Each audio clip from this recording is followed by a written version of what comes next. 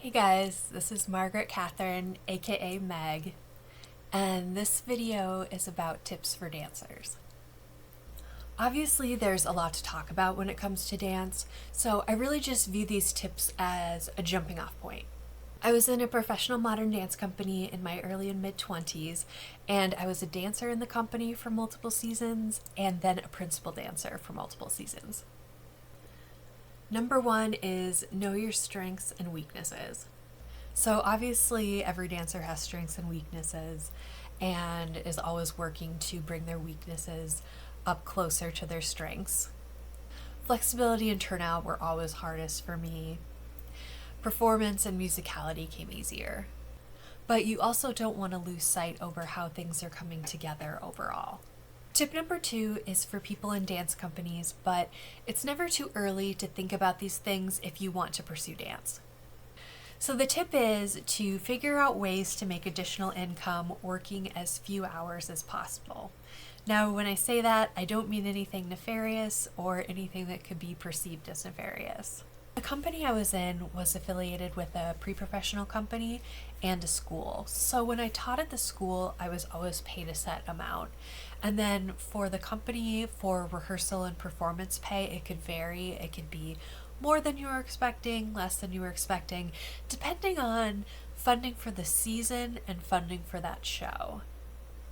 Funding for the arts in America is a topic in itself, so for this video I'm just going to focus on what my schedule was like. So I was already busy with the season and teaching, so I needed other things that were time efficient. So you can sign with agencies in cities like Chicago and Minneapolis and Milwaukee. You don't just have to be in New York or Los Angeles to do acting and modeling on the side of your dancing. Another thing is that you don't have to be a fashion model. A lot of these agencies are looking for professional performers like dancers. And sometimes people are confused when you're doing this work because they think of like runway and TV and film actors and they don't know the other kinds of jobs that exist. So if you do sign with an agency before you book on-camera roles, you can list shows you've been in on your resume as well as where you've studied dance and acting. In my experience, print usually paid more than videos, but I booked industrial and promotional videos more consistently. These videos can be voiceover work and on-camera narration, but most of the time I was cast as a character in a scene. There were times that I had to memorize a lot of lines quickly, and then there were times that the shoots were really easy and it would be something like walking in a certain location. Many dancers also teach yoga and Pilates around their dance schedule, so they won't do it full time when they're dancing, but eventually when they stop dancing, they might pursue it full time. So a lot of dancers do get certified in Pilates or yoga. When I was teaching Pilates, I taught mat work, which is what I was certified in. And there's also longer certification programs out there to get certified on machines. My hours teaching Pilates were always off and on and changing because of rehearsals, performances, auditions, shoots, so that was a schedule that was always morphing around other things. Something else to be aware of is that a lot of dance companies don't provide health insurance for their dancers, so you'll want to take into consideration any health issues you have and when you plan to stop performing. Number three, think of yourself as an athlete and as an actor. The performance quality and the athleticism must come together. Number four, become comfortable learning choreography from a video.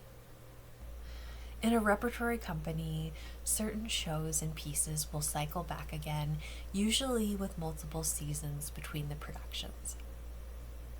You may be learning choreography from a video in one studio while your director is working with other dancers in another studio.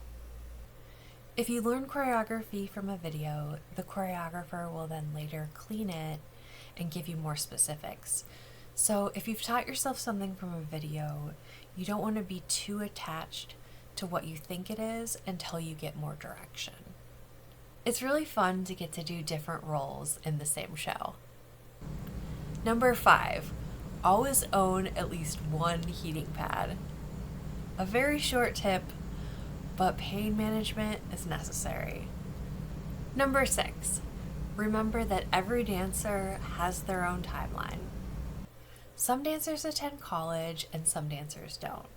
I would say that most modern dancers have college degrees. Some finish undergrad before they dance professionally, and some do that later. And some modern dancers have graduate degrees. After being in a company, some dancers have entirely different second careers, and some dancers continue to teach dance.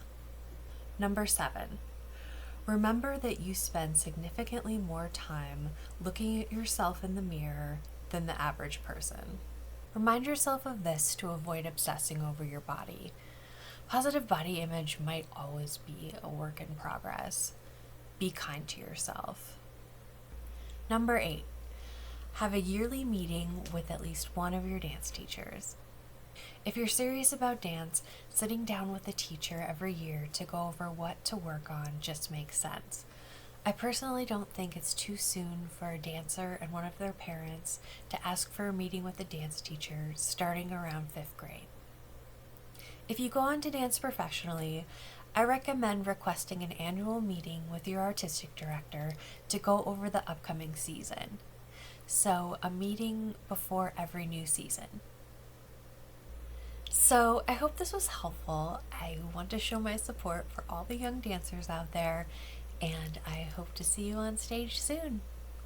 Bye!